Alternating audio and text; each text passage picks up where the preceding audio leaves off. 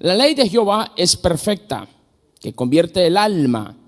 El testimonio de Jehová es fiel, que hace sabio al sencillo. Los mandamientos de Jehová son rectos, que alegran el corazón. El precepto de Jehová es puro. ¿Y qué pasa? Alumbra a los ojos. El temor de Jehová es limpio, que permanece para siempre. Y termina diciendo el salmista: los juicios de Jehová son verdaderos, todos justos.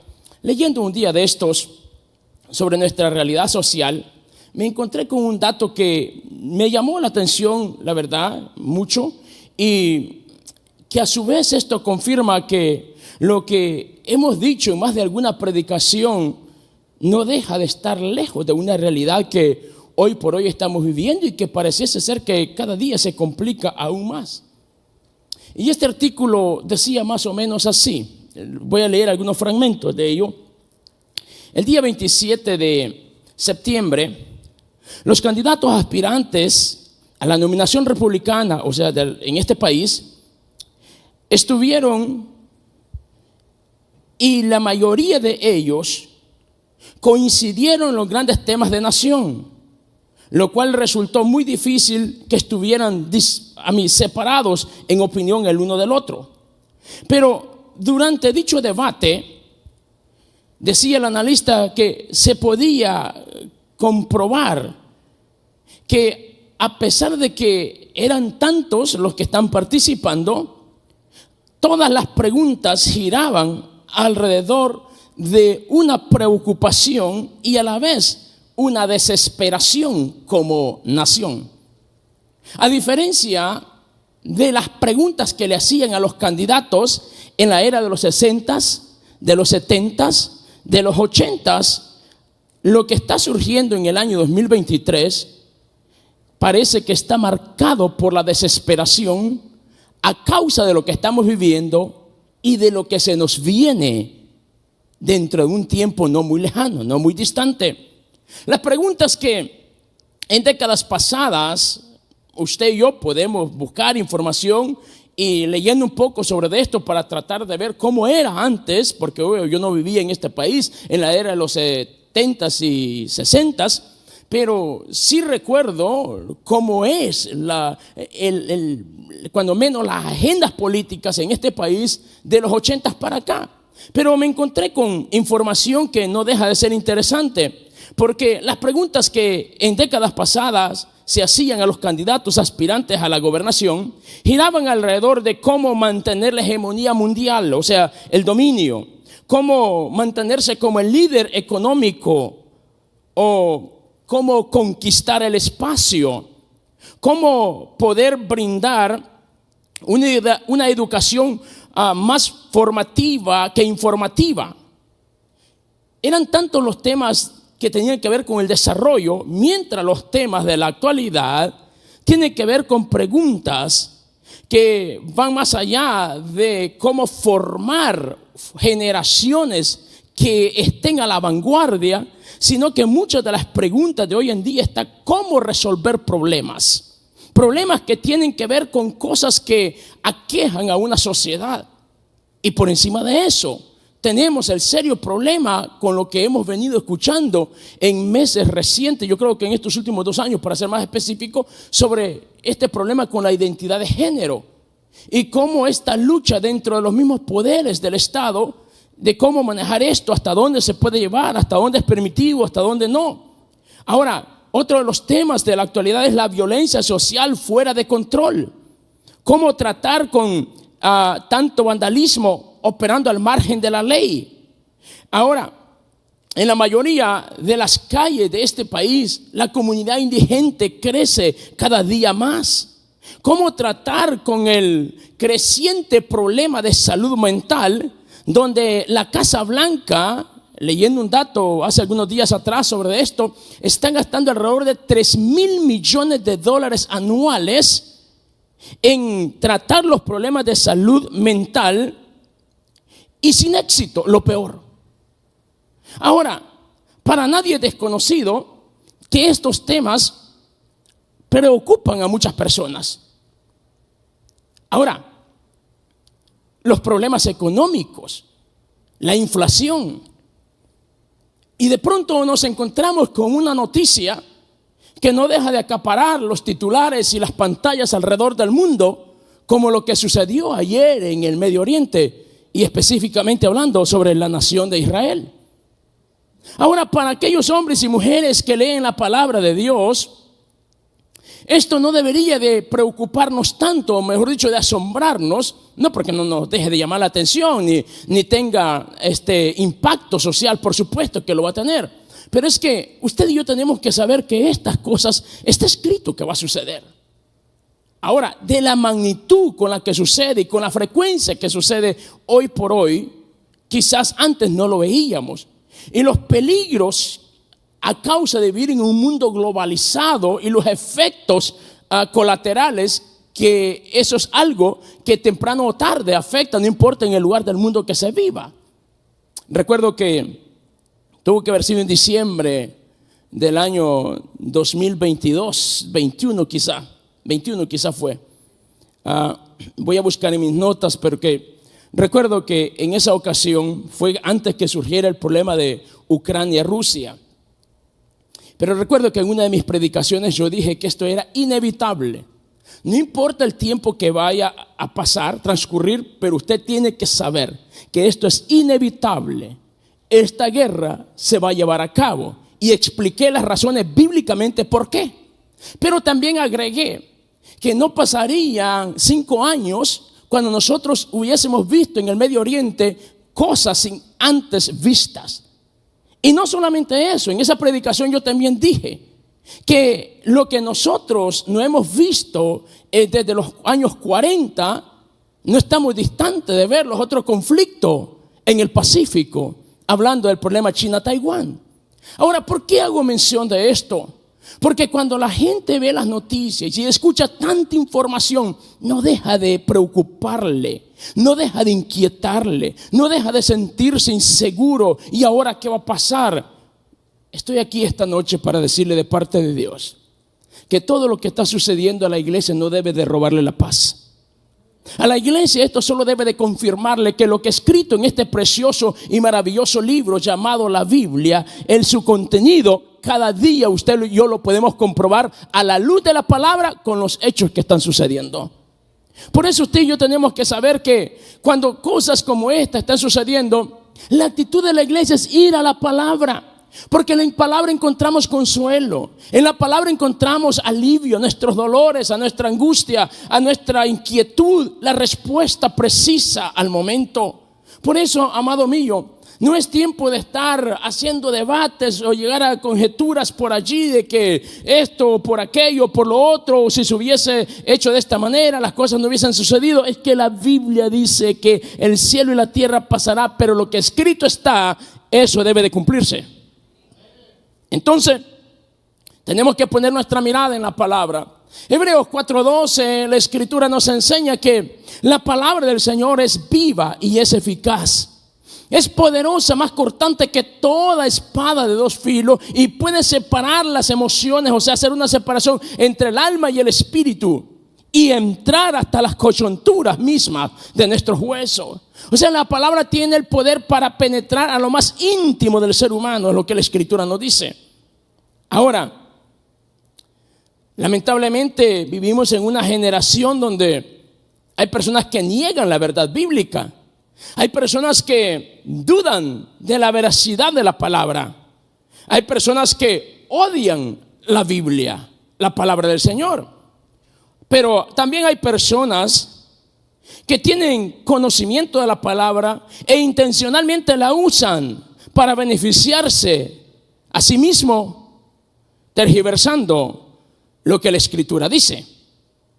Ahora, por eso usted y yo tenemos que saber que la mejor forma de poder tener control, de no caer en una situación de esa, es conocer la palabra. Y yo soy de los predicadores que sugiero, no se conforme con venir un día a la semana a la iglesia. No se conforme con escuchar una predicación o 2 predicaciones, 3 predicaciones a la semana o las que usted quiera. No puede reemplazar el devocional de leer la Biblia por lo que escuchamos, a menos que usted tenga la limitante de no poder leer, porque tenemos casos de personas que lamentablemente no pueden, no tienen la bendición de poder leer. Entonces, pero Dios a estas personas también las ha dotado de una habilidad preciosa de poder retener y memorizar la palabra, porque se acercan a personas confiables quienes le leen y le enseñan la palabra, y ellos la atesoran, la memorizan. Cuando yo era niño, créame, conocí muchos de ellos. La comunidad donde yo realmente soy originario, la mayoría de personas mayores no sabían leer, pero se memorizaban los textos bíblicos. Pero cuando se paraban a predicar la palabra, el Espíritu Santo del Señor estaba sobre de ellos, y el Señor les recordaba aquellos versículos que habían oído, y el Señor fluía a través de ellos. Y cuando oraban por los enfermos, estos se sanaban. Y cuando hacían el llamado, la gente pasaba llorando, rendida a los pies de Cristo, porque la palabra es viva y es eficaz y puede separar las emociones y traer a la gente a un conocimiento de una verdad bíblica que es Cristo Jesús. Por eso no podemos reemplazar la palabra por nada. Debemos de estudiar la palabra, meditar la palabra, porque de lo contrario podemos ser víctimas de aquellos que tuercen la Escritura para beneficio propio. Ejemplo de ello, el modernismo y la psicología cristiana. Cuando yo pienso en estos términos, y perdóneme, y no quisiera herir sensibilidades, pero cuando yo pienso en este término de psicología cristiana, para empezar, esto es algo moderno. Pero cuando nosotros pensamos sobre la psicología, ¿qué significa la psicología? Y no voy a entrar en detalles de eso, pero pensando en los padres de la psicología, ¿quiénes fueron? ¿Cierto o no que todos, o en su inmensa mayoría, ellos fueron grandes ateos? Gente que contradecía la verdad bíblica. Pero como su terapia suele ser tan interesante y remueve emociones y provoca lágrimas y tanta cosa, se vuelve interesante. Y ahora solo se le da el término bíblico o cristiano, y lo que muchas personas hacen es usar más la psicología que la misma palabra para llevar un mensaje al necesitado. El problema es que la psicología, cuando no se sabe manejar, solo revuelve las emociones. Y es como si alguno de ustedes ha tomado, no sé, ¿cuántos son de México de los que estamos acá? ¿Salvadoreños o hondureños? Bueno, la horchata, pues. Usted conoce la horchata, la bebida de la horchata. ¿Cierto o no que cuando usted le sirve un vaso de horchata y la deja por un periodo de tiempo allí, el contenido, la esencia como que se va hacia abajo, y luego en la parte de arriba queda con un color más claro, ¿verdad? Entonces se hace necesario tener un instrumento llamado cuchara, pajilla o como usted le llame, para revolverlo.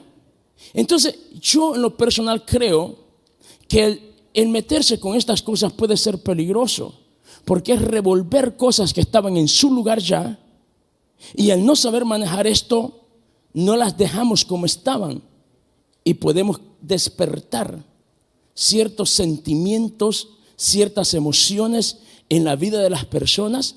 Porque la psicología, curiosamente, la psicología cristiana, curiosamente enseña de que usted no es responsable de lo que le está sucediendo.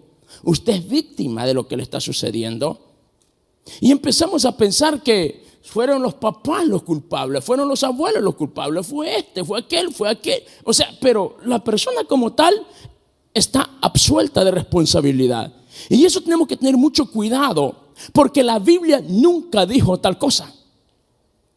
Es más, le cito una cita bíblica a través del profeta Jeremías. El Señor dice: llegará un momento, hablando del nuevo pacto, hablando de Cristo, Cuando las uvas agrias que se comieron los padres no le destemplan los dientes a los hijos, sino que cada quien será responsable de sus propias acciones.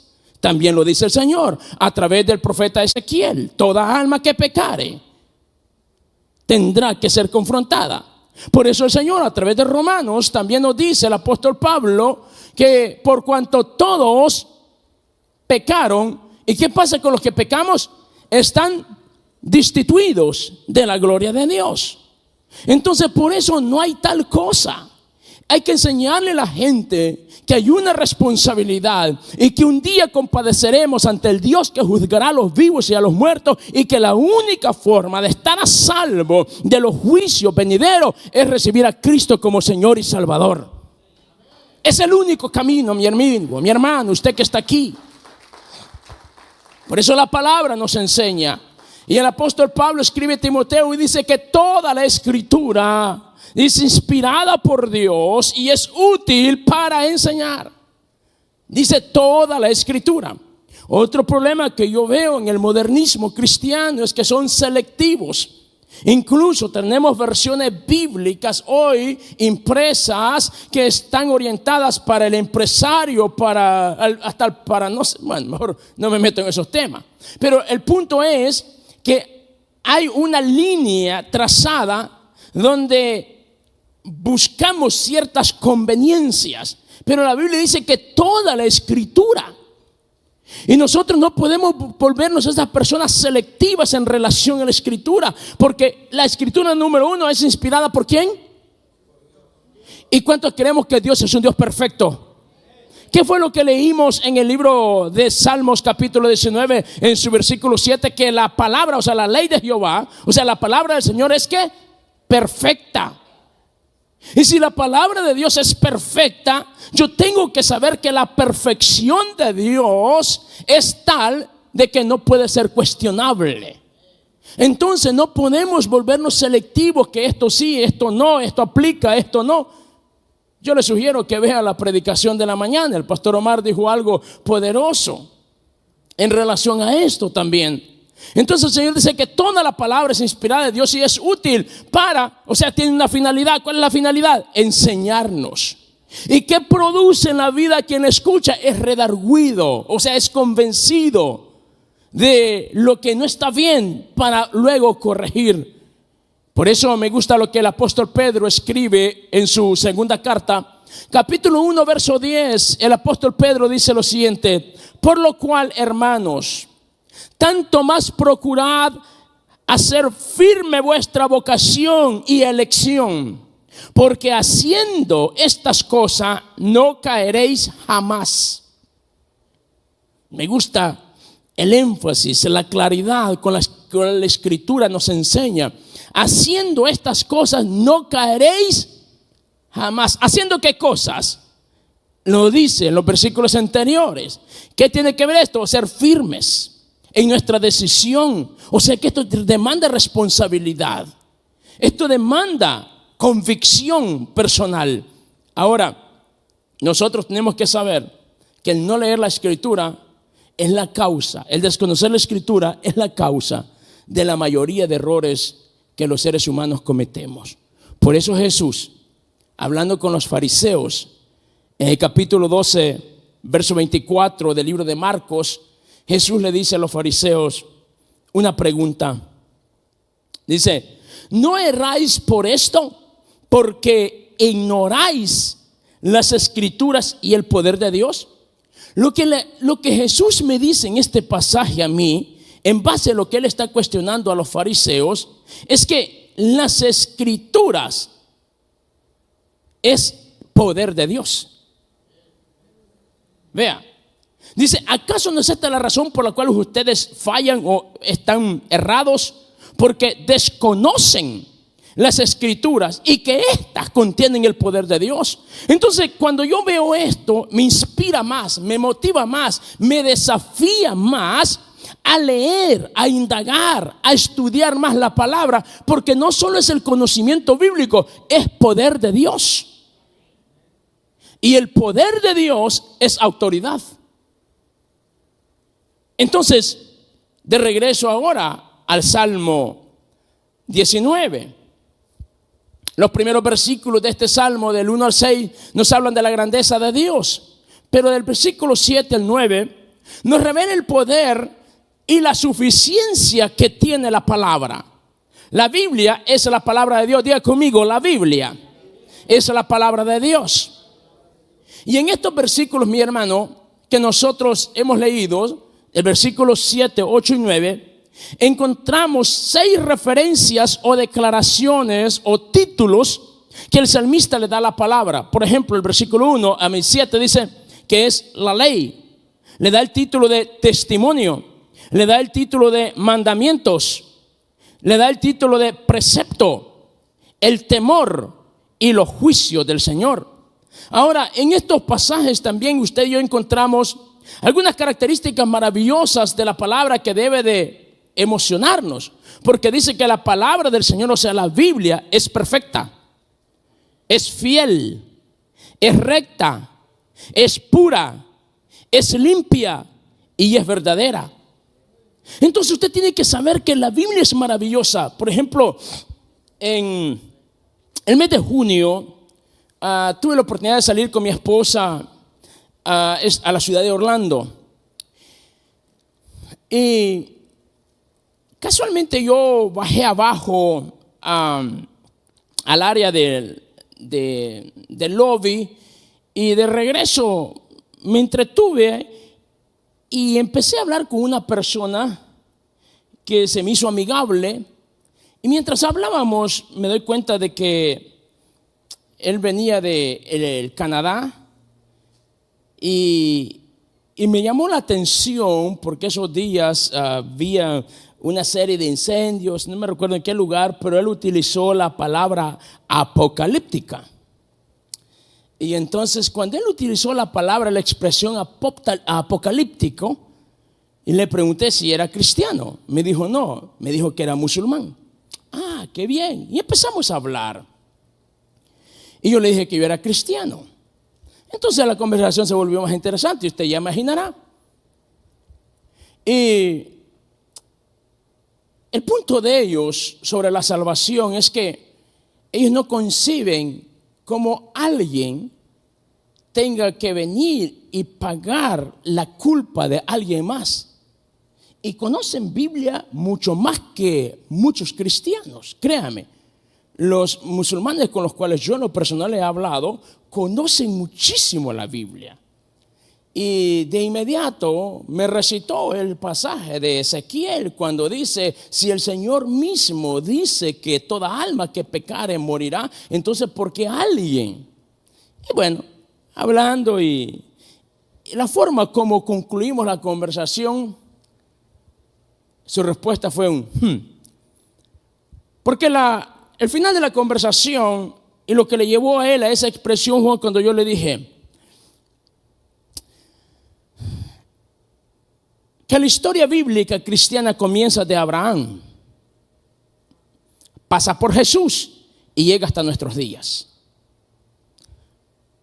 Le dije de las referencias bíblicas del Antiguo Testamento, todas cumplidas, y que son muchas más las profecías que hay acerca de la venida de Cristo, y que todas ellas se cumplieron, y las que aún no se han cumplido, yo no dudo que se vayan a cumplir, porque la inmensa mayoría se han cumplido tal cual escrito está, incluyendo el día, el lugar. Y para mí, Leo, eso es asombroso ya.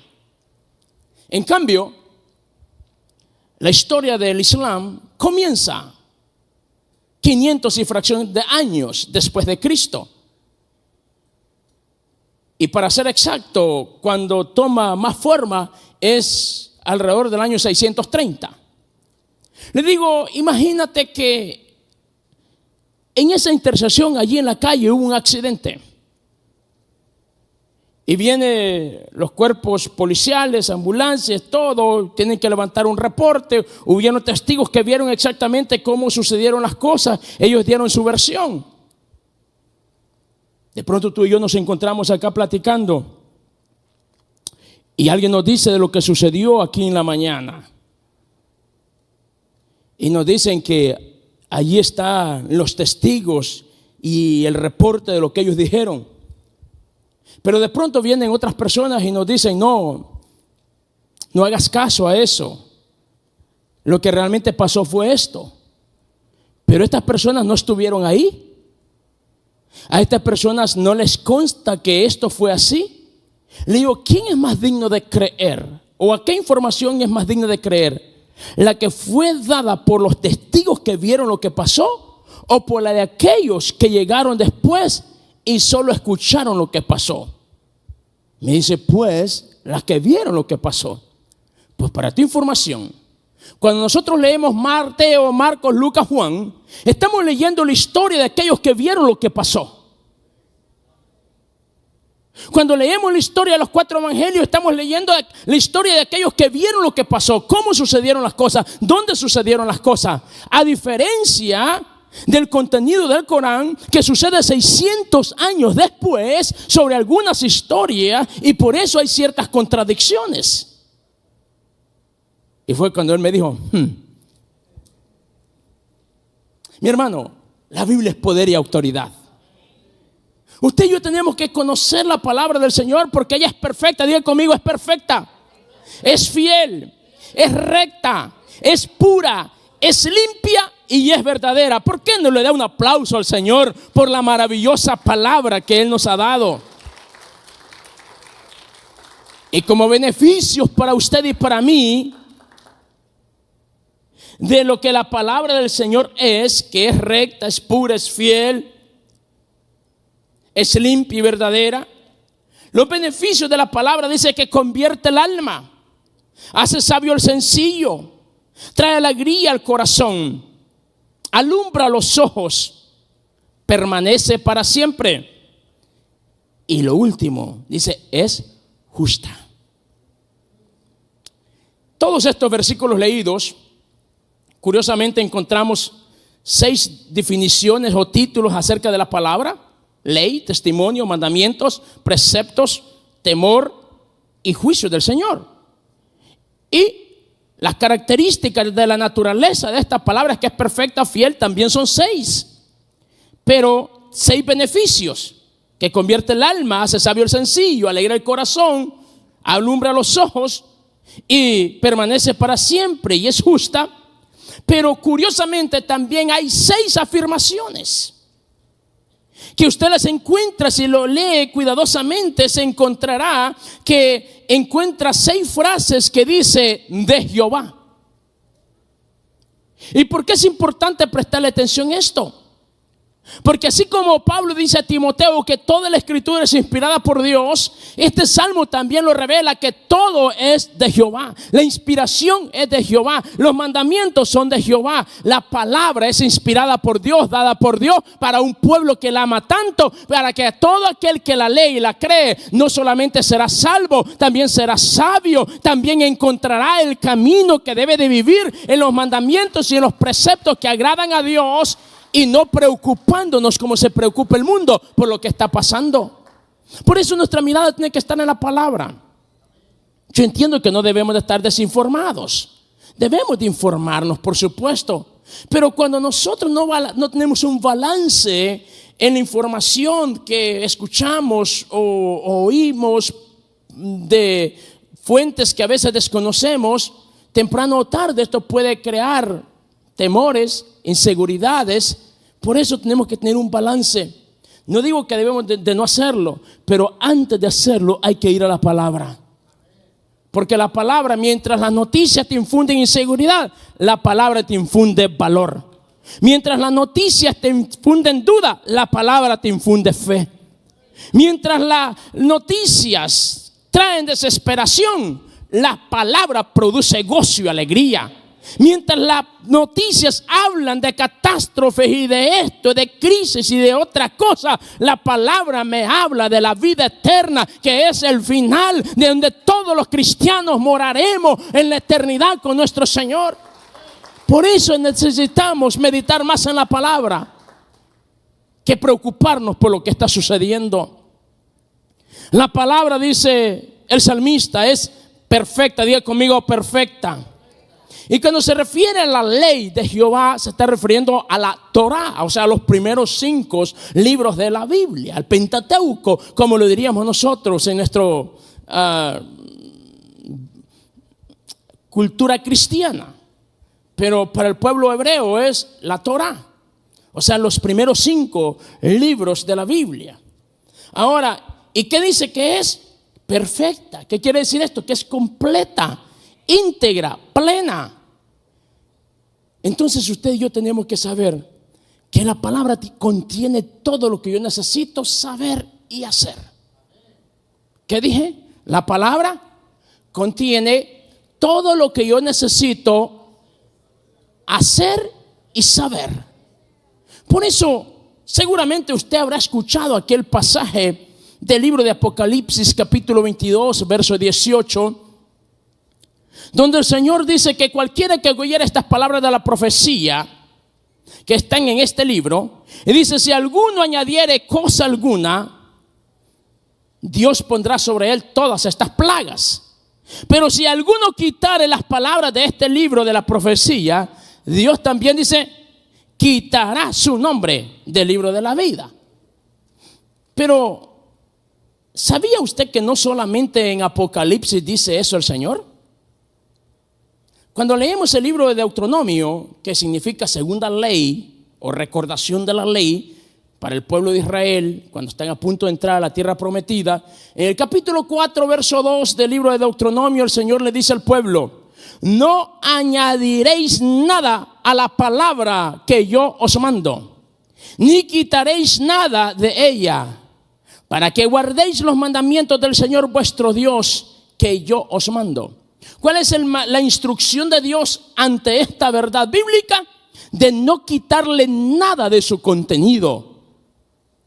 Por eso digo, viene un momento cuando muchas personas no se atreverán a usar los términos bíblicos como el Señor los dictó y los estableció, porque ya no es políticamente correcto. Pero no olvidemos que es preferible ser bíblicamente correcto antes de ser políticamente correcto, porque un día usted y yo le daremos cuentas a Dios. Por eso, amado mío, la Escritura nos dice: no añadiréis, tampoco quitaréis. Ahora, pero uno de los beneficios que tiene de ser que la palabra es perfecta, o sea que no hay que añadirle, no hay que quitarle. Pero me gusta este beneficio de la palabra. Lo encontramos en ese versículo 7 que dice: convierte al alma. ¿Qué quiere decir esto de convertir el alma? Convertir quiere decir cambiar o transformar una cosa en algo distinto. Hacer que alguien o algo llegue a ser lo que antes no era. Cuando yo pienso en lo que el Señor dice, que la palabra tiene el poder de convertir, o sea, de cambiar el alma, esto a mí me dice que hay esperanza para aquellos que hoy tienen problemas. Hay esperanza para aquel hogar que aparentemente la única salida es la separación. Hay esperanza para aquel padre que cree que su hijo no va a cambiar. Hay esperanza para aquella persona que ha recibido un diagnóstico médico y no es nada de alentador. Hay esperanza para aquella persona que está metida en un problema legal y que aparentemente el dictamen ya está resuelto. Por eso te quiero decir esta tarde: si tú confías en la palabra, te aferras a la palabra y vives en la palabra, tiene el poder para cambiar esa circunstancia, tiene el poder para cambiar esa realidad, tiene el poder para darle vida a lo que está muerto, tiene el poder para hacernos soñar, como dice el Salmo 126. Cuando Jehová hiciere volver la cautividad de Sión, seremos como los que sueñan. Dios quiere una generación que sueña, vuelve a soñar nuevamente. El que sueña está viendo su mañana y deja de ver su presente. El que sueña olvida el pasado y se prepara para el mañana, porque mi Dios ya está en el mañana y las cosas que Él ha preparado para su iglesia son bendición, amado mío.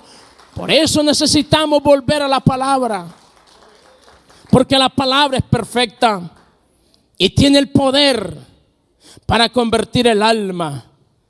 Lo segundo que nos dice el salmista es que la palabra del Señor es fiel. Diga conmigo: fiel.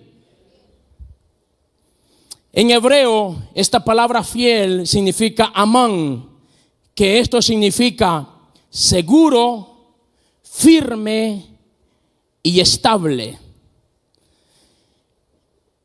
Todo lo que usted y yo vemos o conocemos, con el tiempo deja de ser. Con el tiempo sufre frisuras, se deteriora. Pero el Señor dice que Él permanece.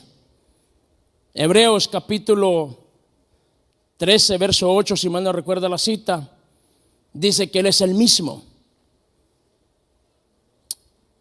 Me gusta aquel pasaje del Apocalipsis que el Señor habla y dice que Él es el alfa y la omega. O sea, Él está desde el principio hasta el fin. O sea, Él no cambia, no hay mudanza, dice Santiago. Entonces, el Señor lo que está diciendo es que Él es fiel, Él es seguro, Él es estable, Él es firme. Le pregunto, cuando el Señor dice, he aquí yo estaré contigo todos los días hasta el fin del mundo, ¿será que eso debe de hacernos confiar y saber que no estamos solos en ningún momento? Yo creo que sí. ¿Será que cuando el Señor habla a través del apóstol Pablo en la segunda carta de Corintios, capítulo 1, verso 20, cuando la palabra dice que todas las promesas de Dios, ¿cuántas promesas? Todas. ¿Y por qué me gusta hacer mención a estos versículos? Porque en la Biblia usted encuentra promesas de orden familiar. En la Biblia usted encuentra promesas para todos los aspectos de la vida. ¿Por qué usted cree que Dios al pueblo de Israel, cuántos recuerdan 2 o 3 de los nombres de los cuales Dios se identificó para con el pueblo de Israel? ¿Alguien recuerda el nombre de Jehová Rafa? ¿Ha escuchado eso en la Biblia? Eso significa Dios es mi sanador. ¿Alguien ha escuchado el nombre de Jehová Elohim? El Dios de la creación. ¿Cuántos recuerdan aquella expresión cuando el Señor habla y dice yo soy Jehová Nisi? Estandarte, bandera, identidad, victoria. O sea, ¿a dónde quiero llevarlo? Para cada escenario en el cual el pueblo de Israel se encontró, Él se identificó como el Dios que podía darle una salida a ese problema. Y por eso dice la Escritura que nosotros somos pueblo adquirido por Dios, nación santa. O sea que Dios ha puesto la mirada en usted y declara de usted y de mí que somos la niña de sus ojos. Por eso dice, he aquí no te dejaré ni te desampararé. Tú eres especial para Dios. Tú tienes que saber que hoy por hoy hayan lágrimas. Hoy el capítulo 30 verso 5 del libro de los Salmos me dice que al amanecer habrán gritos de júbilo y de victoria, porque Dios no te habrá dejado solo. Dios te sacó del pozo de la desesperación. Dios te hizo parar en roca firme, porque Dios es fiel a sus promesas. Él no es hombre para que mienta, ni hijo de hombre para que se arrepienta, dice Números 23:19. Por eso, hermano mío, usted tiene que saber que si habrá alguien en quien nosotros podemos depositar nuestra confianza, es Dios. Es Dios. Su testimonio, ¿qué dice? Es fiel. Cuando habla de testimonio, está hablando de Él, de quién es Él. Y me gusta lo que dice Primera de Juan 5:10. El que cree en el Hijo de Dios tiene el testimonio en sí mismo. O sea, ¿a qué se refiere cuando habla del testimonio acá? ¿Qué dice la Escritura? El que cree en el Hijo de Dios, ¿está hablando de quién? De Jesús, ¿verdad? O sea, el que tiene a Jesús, el que ha creído en Jesús, ¿tiene qué cosa? Entonces, ¿a qué se refiere cuando habla del testimonio? A Dios mismo, ¿verdad? Por eso digo, cuando la Escritura en el Salmo 19 nos habla del testimonio, nos está hablando de Dios mismo. ¿Y qué es lo que dice el Salmo 19? Que Él es fiel. ¿Y por qué es importante este versículo entenderlo? Porque la Escritura nos dice que el testimonio ya está en nosotros. O sea, la semilla ya está puesta en nuestros corazones. El que no cree a Dios le ha hecho mentiroso, porque no ha creído en el testimonio que Dios ha dado acerca de su Hijo. Versículo 11.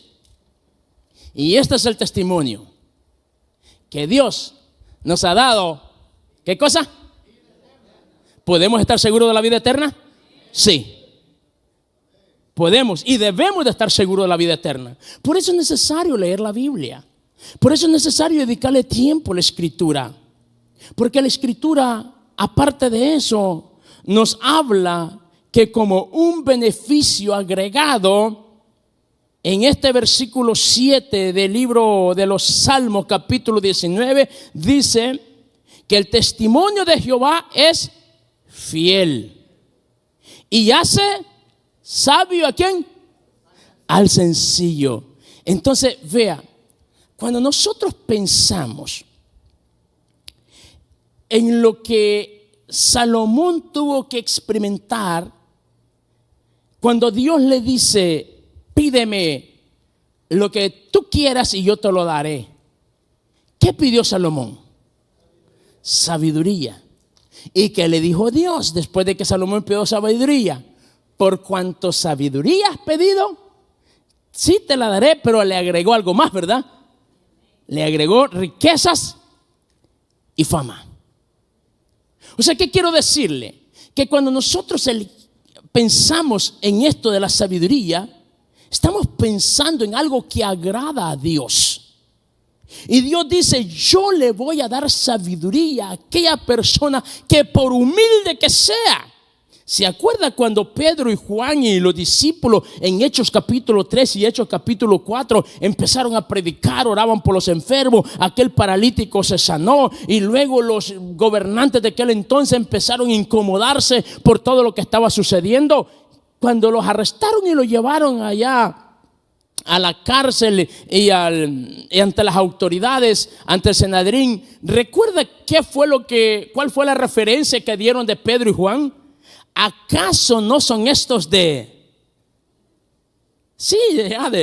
barrio, pues, del vulgo? Es lo que estaban diciendo. ¿Acaso estos no son de allá del vulgo, o sea, del barrio? ¿Y cómo es que les escuchamos hablar? Porque ellos ya no estaban hablando como habla la gente de allá. Ahora ellos están hablando un vocabulario de reino. Vea, y la sabiduría de Dios fluía a través de sus labios. Por eso usted tiene que saber que el consejo del Señor, su testimonio es fiel y puede ser sabio el sencillo. Yo no sé dónde y cómo comenzaste en la vida. Lo que sí sé que en Dios te va a ir bien. Lo que sí sé que en Dios vas a estar mejor. Lo que sí sé que con Dios te va a ir bien. Porque Dios da sabiduría para tomar buenas decisiones, para contestar cuando tenemos que hacerlo o para callar cuando tengamos que hacerlo. Por eso me gusta esta palabra que dice que Él hace sabio al sencillo. Vea, otra historia bíblica que me llena de pasión cuando la leo es el capítulo 6 y el capítulo 7 de Hechos. El arresto y el juicio en contra de Esteban. Cuando Esteban le dan la oportunidad de hablar, Esteban le da una retórica cronológica desde Abraham hasta pasar por todos los patriarcas, pasando por David y llegar a Jesús y pasar por el Calvario para luego llevarlos al escenario. Pero mientras Esteban hablaba todo esto, que es una verdadera cátedra la que les está dando, dice la Escritura que ellos se tapaban los oídos porque no querían escuchar. Es que a los necios les incomoda cuando un santo habla, porque la sabiduría de Dios fluye, la gracia de Dios fluye. Por eso la Escritura dice que el testimonio del Señor es fiel y hace sabio al sencillo. Y el tiempo se nos va. Y nosotros tendríamos que ir a lo que el versículo que sigue nos dice, el versículo 8. Los mandamientos de Jehová, ¿qué dice? Son rectos. Y como resultado a quienes los practican y andan en ellos, les alegra el corazón.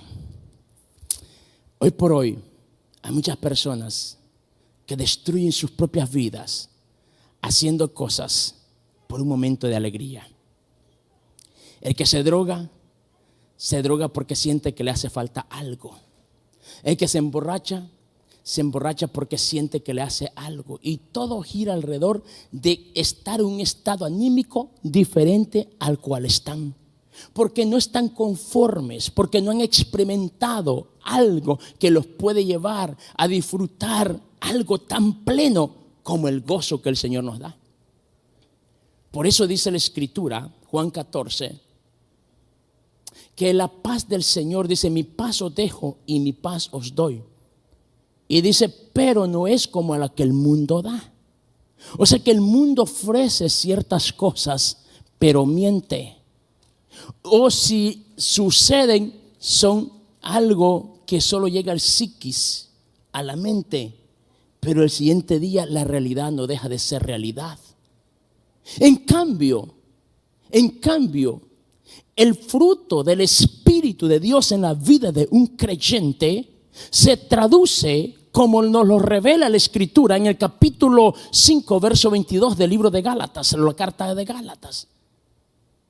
¿Qué dice la Escritura que es el fruto del Espíritu? Amor, pero ¿qué más? Ok, nos quedamos ahí con esos tres porque nos meteríamos en otra línea donde no podríamos salir por tanta bendición que hay como resultado de darle la libertad a aquel del cual la Biblia dice que sus mandamientos, como dice el versículo 8 acá, dice los mandamientos, o sea, el obedecer a lo que el Señor nos dice a través de la palabra va a traer frutos a la vida de esta persona que va a producir gozo.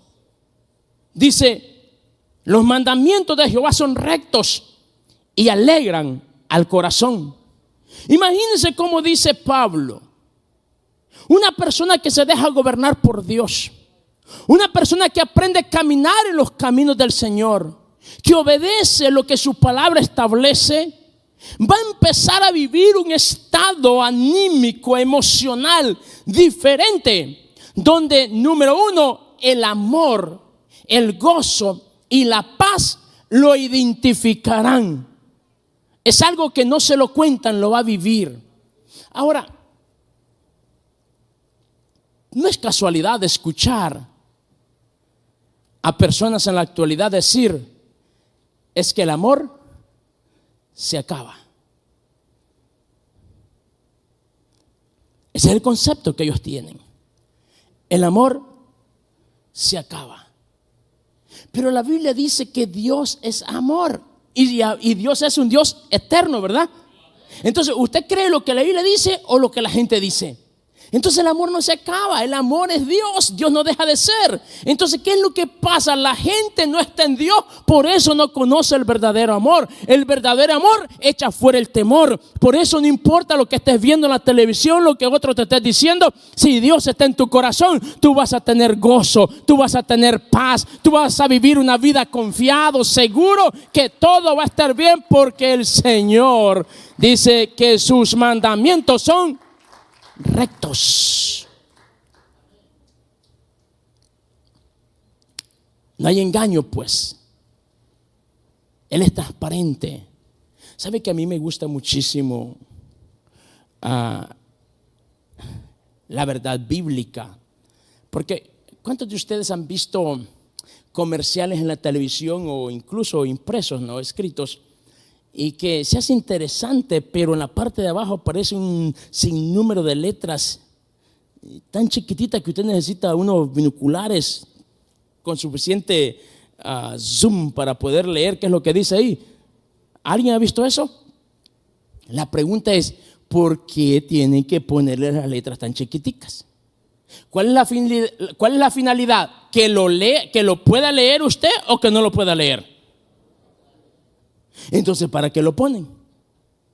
Yo siempre me pregunto eso. Si lo ponen así al punto que yo no lo pueda leer, entonces ¿para qué lo ponen ahí? Entonces, ¿están interesados que yo lo lea o lo entienda? No, pero sí están interesados en defenderse ellos. Entonces ellos no están pensando en usted, están pensando en ellos, en cómo se benefician de usted, que es lo contrario. En cambio, La Biblia es lo opuesto. La Biblia a mí me dice las consecuencias del pecado en letras grandototas, como diría mi abuela. Pero los beneficios de hacer lo que es recto, lo que es correcto, también me lo dice. O sea, si yo vivo la palabra, número uno, creo la palabra y sé que la palabra es recta, dice que la palabra entonces me convierte, me cambia en lo que me está diciendo. Tú crees la palabra te puede cambiar. Y si usted cree que Dios es fiel, Él tiene el poder para cambiar nuestra historia sin importar cuál haya sido nuestro pasado. Porque dice, al sencillo, al humilde, aquel que nadie da nada por ellos, a esos que son despreciados, a eso dice Dios, yo lo voy a tomar y lo voy a... Por eso me gusta lo que el Señor dice también en el Nuevo Testamento. Cuando el Señor hablando dice, Él escogió a los humildes para avergonzar a sabios y entendidos, porque a esos humildes, a esos sencillos, Él los dotó de sabiduría, de unción y de gracia por haber creído en su testimonio, el cual es fiel. Él es recto. Sus mandamientos son rectos y trae gozo al corazón del hombre. Por eso cuando vemos la palabra del Señor que dice que los mandamientos del Señor son rectos, o sea, no hay nada de malo en ellos, son transparentes, son buenos. Dice, y alegran al corazón. ¿Cómo así? Es que a nadie que obedeció al Señor se arrepintió de haberle obedecido, porque todo lo que Dios hace es bueno. Por eso, aun cuando tengamos que pasar por momentos, circunstancias difíciles, no dudes que Dios está contigo. No dudes que Dios puede cambiar esa circunstancia.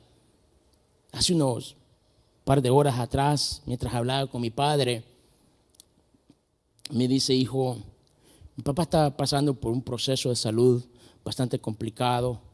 En el mes de abril empezó él con un gran tumor en la parte de atrás de su oído derecho, y el doctor consideró que era algo anormal y lo envió a que hiciese una biopsia, y los resultados arrojaron que era negativo y un cáncer agresivo, y una situación bastante complicada. Del tiempo acá ha sido algo bastante difícil, y agradezco a aquellos que nos han llevado en sus oraciones. Pero me decía mi papá, hijo, me decía, cada día me dijo que amanezco, yo le doy gracias al Señor por un nuevo día que me da. Pero me dijo, agradezco a Dios por todas sus bendiciones. Y una de las cosas, me dice, que me alegra, me dice, es cada vez, me dice, cuando yo leo la palabra y veo las promesas de Dios, me dice, las cuales son para todos. Y una de las cosas que él me decía me recordó lo que hace un tiempo atrás me dijo, no se te olvide lo que te dije en aquella ocasión. Me dice, yo estoy agradecido con el Señor por los 79 años que me ha dado. El día que el Señor determine llevarme, yo estoy agradecido, estoy contento por ello. La Biblia dice que nuestros días Él los determina. El medio a través del cual estos llegan, quizás no lo queremos aceptar, quizás no es como nosotros pensaríamos, pero hay que saber que Dios tiene el poder para hacer un milagro, terminar con una enfermedad, o si a Él le place llevarlo a través de esto a uno, me dice, uno tiene que estar preparado. Y a mí me gusta hablar con Él cuando yo veo esas convicciones, porque y me pregunto yo después, digo, solo Dios sabrá físicamente cómo se siente, porque yo veo algunas cosas que lo obvio no se pregunta. Entonces, pero la fe está por encima de lo que se siente, y eso es lo que produce la palabra del Señor en la vida de aquellos que entienden que Dios es perfecto, que Dios es recto, que Dios tiene el control de todo, y que Él en medio aún de eso produce gozo en el corazón nuestro, produce alegría, un motivo para que darle gracias a Dios. Por eso, amado mío, termino con esto y le deberé un par de referencias más acá, porque dice la palabra del Señor que aquellos que entienden que el Señor es recto, Él produce gozo en sus corazones, y los preceptos de Jehová dice que son puros, y quienes lo entienden como tal, dice que sus ojos les serán alumbrados. ¿Cuántas personas, y esto es duro lo que voy a decir, tienen años dentro de una iglesia, pero siguen tomando decisiones equivocadas, siguen equivocándose en la forma de decidir, empezando con nuestra vida cotidiana? ¿Cuántas veces nos hemos arrepentido de la forma como le contestamos a nuestro cónyuge? ¿Cuántas veces nos hemos arrepentido de la forma que le hablamos a un hijo? ¿Cuántas veces nos arrepentimos de la forma que le contestamos a un jefe en el centro laboral? ¿Cuántas veces nos arrepentimos de la forma como contestamos ante algo que se nos preguntó o se nos demandó? Por eso, cuando vemos nosotros lo que la Escritura dice en este versículo, es que cuando nosotros entendemos que Dios es perfecto, Él es puro, y vivimos y tenemos claro eso, nuestros ojos serán alumbrados, no caminaremos en tinieblas. O sea, no viviremos nosotros adivinando. Por eso no tendremos de qué arrepentirnos, porque nosotros andamos en luz. Y antes de contestar, vamos a ver y entender el efecto de lo que esto puede causar. Eso es lo que la luz hace. Pero cuando nosotros, por eso decía, me sorprende, porque yo he visto personas que tienen mucho tiempo en la iglesia, pero la conducta, el comportamiento de ellos pareciese ser de que los años vividos dentro del evangelio no ha tenido un mayor impacto en sus vidas, un mayor efecto en sus vidas. Entonces, y la palabra del Señor dice que el precepto de Jehová, dice, es puro y alumbra nuestro camino. Usted tiene que saber que Dios está por encima de todo. Y si nosotros lo entendemos como tal y lo aplicamos haciendo nuestro mayor esfuerzo para aplicarlo a nuestra vida diaria, prepárese, porque número uno, vamos a ver cosas que cambian, porque Él convierte el alma, cambia las actitudes. Número dos, ¿qué pasa? Da sabiduría al sencillo. Número tres, ¿qué también hace la palabra? Produce gozo en el corazón. Y número cuatro, también alumbra nuestros ojos. Y también la palabra del Señor nos enseña que todo lo que Él hace es justo.